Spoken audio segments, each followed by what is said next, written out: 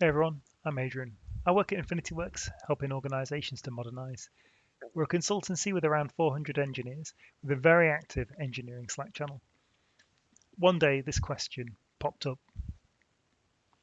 Anyone found a way to load DynamoDB with 4 million records quickly and cheaply? It looks like it might take close to 3 hours for each restore. That didn't sound right to me, so I decided to try it out and see what the answer really was. First, I needed to find a large quantity of data in CSV format to test with. This is actually tab delimited data, but it works. I use the 1 gram data set. It's a fairly typical set of tab separated data. Each row contains a word, and then data about how often that word was found in a given year's publications. I'll create a table setting the partition key as the ngram and the sort key as the year. That allows the database to be queried to find how usage of a word changed over time. I used DynamoDB on capacity. I used DynamoDB on demand capacity to get data in quickly without needing to configure high amounts of expensive provision capacity in advance. This is adaptive. AWS maintains capacity based on past usage. I haven't worked on a service where it's cheaper to run DynamoDB with provision capacity, but I'm sure some exist somewhere. The data set itself has 26.2 million records. A perfect test set for this because it's bigger than the 4 million that I need to test with. To import this data will cost at least $26 because 1 million write units is more than $1. First, I needed to find out how to do it. And data pipeline is built into the documentation there, integrating with Amazon Data Pipeline. It's mentioned in the docs. So I tried that first. Well, it's not available in London, and it doesn't actually have built-in CSV import. You can export data from an existing table and then back and import it back again, but it doesn't have sort of CSV import capability. So I ended up on Stack Overflow at this answer, the top query answer there. Tried out the answer by just pasting it into my text editor, modifying the script to set the file name, set the table name inside the script, and add the missing node packages by using npm init. Then finally I could run it, and it crashed. The script was trying to load everything into RAM, which for 26 million records isn't going to work. So I need to make a script that didn't read everything into RAM. My script uses all the latest features like async await, arrow functions, and all that good stuff. It reads the file line by line instead of all at once, and it uses this function to batch up the inserts into groups of 25. That allows the use of the batch write item API call, which is the most efficient way to get data into DynamoDB. I gave it a nice command line interface to make it easy for people to use, because I always imagined, I'll open source this at the end of the project.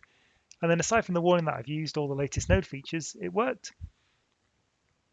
I've gone something that only, I've gone from something that only worked for small files to something that works for really big files too. But it would still take nearly 4 hours to insert 4 million rows of data, which is probably what my colleague was talking about. I saw on Jan Sway's blog that it's possible to improve the Nodejs DynamoDB performance by enabling HTTP keep alive, so I tried that.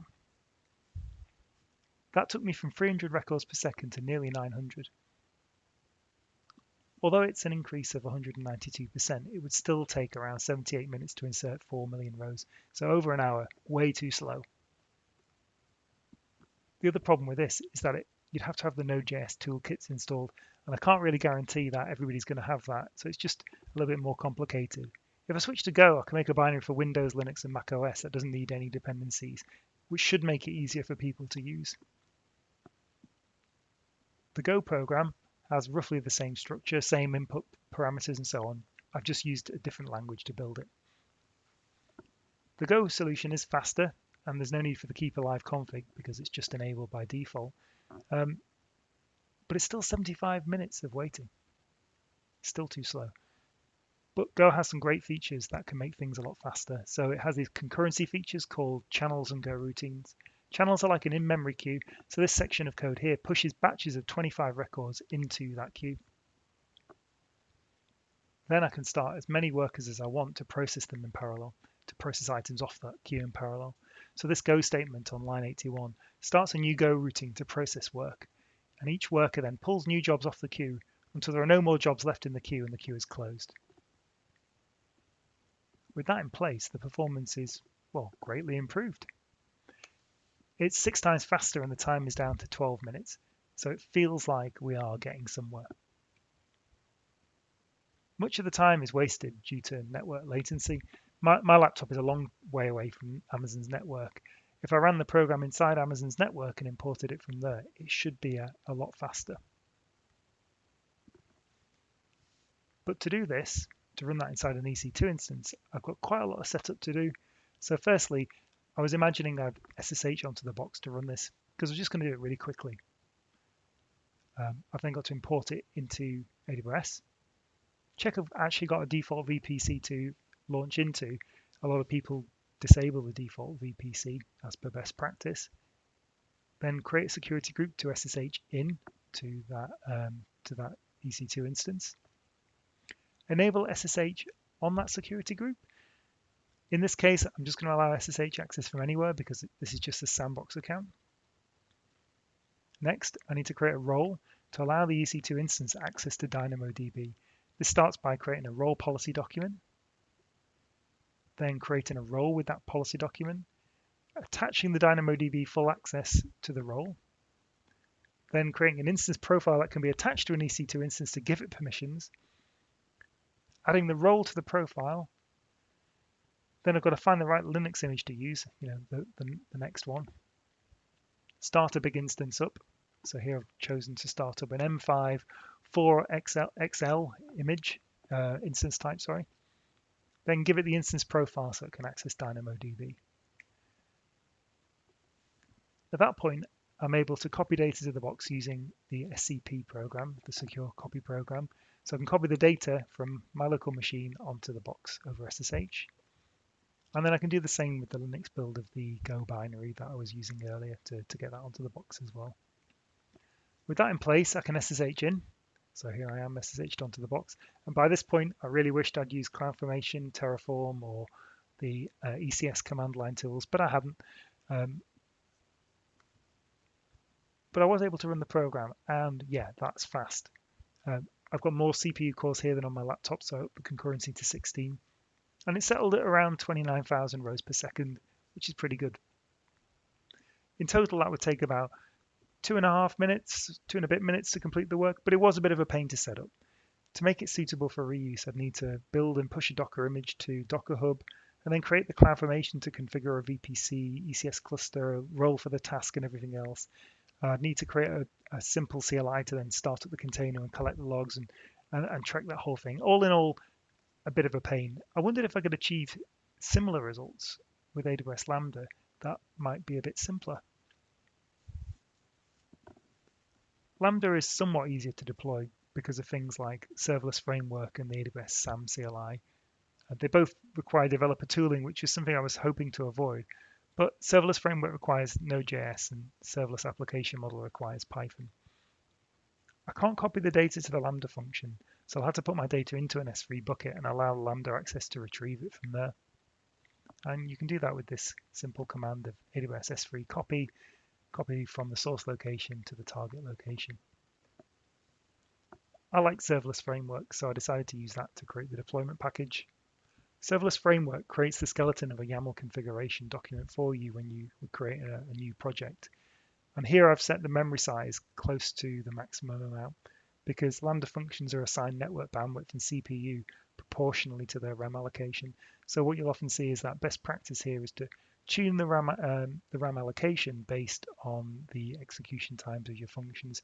But in this case, cost really isn't a problem for this. I just want things to go really fast as they can. Serverless framework has easy to use IAM role configuration, so there's not that complicated dance. All I need to do is specify, I don't even need to specify basic permissions of being able to write to CloudWatch logs or anything like that. I just need to add my custom permissions, and I want to do 3 things. List the contents of buckets, get objects from S3 buckets, and then write to DynamoDB tables.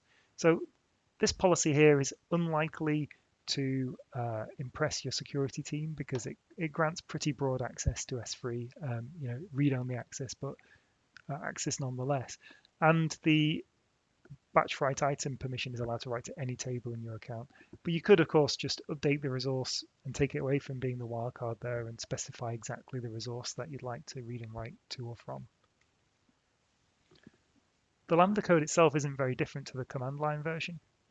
The main difference is that instead of taking command line parameters, the Lambda function takes a custom request object.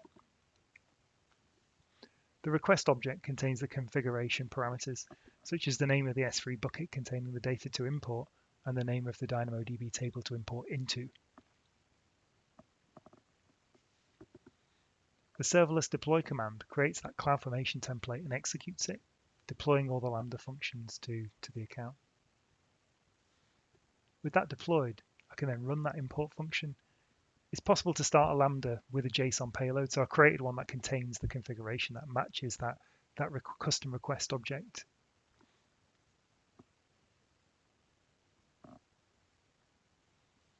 Then I ran the Lambda within AWS directly from my command line. So there's no need to have an external event, such as an API request, trigger a Lambda. You can just manually trigger Lambdas yourself, and you can pass it the payload in JSON format. Serverless also has this feature to tail execution logs, so you can see what's going on from there too. And what's going on is that it's importing a lot more slowly than the massive EC2 instance was. So here you can see it's only doing 15,000 records a second. There's also a limit on the time. After 900 seconds, it terminated abruptly after only inserting 14 million of the 26 million records into the database. This is a reason that Lambda doesn't often get used for long-running tasks, but there is actually a way around this. I could run a Lambda that takes in a start offset position for the file. It would then start reading from that offset by using the S3 range header and would work until the timeout had nearly expired but not quite expired. The Lambda could then return the end offset, and then I could run the Lambda again, making it start from where it got up to within the file the last time. So this would form essentially a loop that only completed when the entire file had been read end to end. So while I could manage this execution remotely, AWS step functions can also do this for me. AWS step functions allows the design and execution of state machines. A state machine is a workflow made up of individual tasks. There are lots of different types of tasks, including Lambda functions, and these tasks can receive or emit up to 32 kilobytes of data, allowing them to persist state between tasks. State machines can be started with a JSON payload, just like AWS Lambda can. In fact, I've used the same configuration that the Lambda had, but with shorter key names, just to save on a bit of space. State machines can run Lambda functions as a task, so this state machine starts by running the Preflight Lambda function. The Preflight Lambda function is given an S3 location and a start index, and it reads through the file sequentially. After every 100,000 lines that it's read, it adds an entry to the batches output array, detailing where the start and end offset of that batch of 100,000 lines is. And here you can see on the right the YAML configuration. Here you can see on the left the YAML configuration, and on the right hand side you can see a diagram of what that workflow, that state machine is looking like. The preflight function keeps track of where it is in the file by outputting state at the end of each execution. So the state includes the line number, the offset within the file, and whether the preflight needs to do any more work, basically whether to continue working or not. The next step in the workflow is a choice task. This isn't a Lambda function, it's a task type that's built into step functions. The choice task looks at the continue variable output by the preflight Lambda function to decide whether it should continue reading through the file to find more chunks or should start importing data. If the continue variable is true, then the preflight task is executed again with an updated start offset. If the continue variable is false, then the process task is started. This process adds entries to the batches array as it goes on. So each item in that batches array is a start and end index within the input file. The import process iterates over those batches of byte ranges using a map step. The map step then executes multiple import Lambda functions in parallel. Here I've limited the concurrency to 50 concurrent imports, but it could go higher. Each import Lambda function gets passed the configuration and a byte range to process. Since only the first row contains column names, the import task also gets passed the names of the columns in the data to allow it to map them to DynamoDB attribute names. Breaking up the single 4 million row import into 100,000 line chunks and running them in parallel allows for even faster import. In this case, around 40 lambdas executed concurrently, taking less than a minute to import the 4 million rows. 4 million records in 50 seconds is around 80,000 inserts per second, which is actually much faster than DynamoDB backup and restore. You can see here it took about 17 minutes to recover those 2 million records. So here's the results overall. It's probably possible to go even faster than this. So if with step functions, it would be possible to start sending chunk locations to an SQSQ during the pre-flight step instead of waiting until the entire file had been read through. It may also be possible to increase the concurrency of the EC2 solution without negative effects, but I was kind of happy with where I got to with this. Is it expensive? No, not really. Backup and restore is by far the cheapest at around 30 cents per million records. Because the backup cost is per gigabyte and the restore is per gigabyte, which doesn't really map to the number of writes. But if your documents are about a kilobyte, it roughly matches. Everything else will cost about $1.50, mostly due to the cost of on-demand DynamoDB writes. So a million DynamoDB writes is $1.48. So by working through these approaches, we've ended up with a solution that's 27,000% faster than the simple case. If you'd like to use this tool, you can check out the Git repo above. And if you're interested in seeing all of these experiments in the Node version, you can look at the working branch. Just remember, this is designed to use all of the available capacity. If you run this against your production system, you might just bring it down. If you manage to rack up a huge bill importing data, it's definitely also not my fault. I'll be answering questions after the talk, so I'll see you all later. And thanks for listening.